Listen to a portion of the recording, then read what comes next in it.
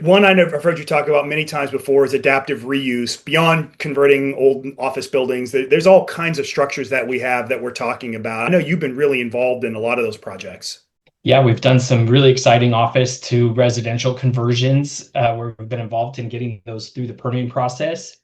What the adaptive reuse bill that is at the city now, is city of LA at least, is that it allows the adaptive reuse of all types of properties, not just office buildings. So, and it's citywide. So you'd be looking at, certain properties. Flex warehouse space could be a great example where they're already kind of carved out into 2 or 3,000 foot units, and you could turn them into residential loft type space and not have issues with the underlying zoning necessarily, and really clear that path to bringing on some cool, innovative, exciting residential projects, especially for areas where there's a lot of commercial that's not being utilized. It creates an opportunity to turn it into the much needed housing.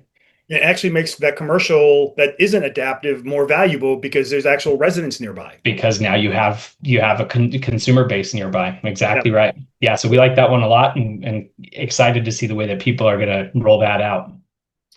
All right, one last one for the today. I know we're gonna have a lot more, but I think the builder's remedy I know is something that there's already a couple of projects. You mentioned the one in Beverly Hills. I know we have a big one here in Redondo that could add a bunch of units. Kind of talk about what that is. Yeah, so real quick, for those who don't know, builder's remedy comes into play when the municipality doesn't have an adopted general plan. When their housing plan is out of conformance, the state says developers can go in, builders can go in, and they can be the remedy to the housing crisis when the cities are out of compliance.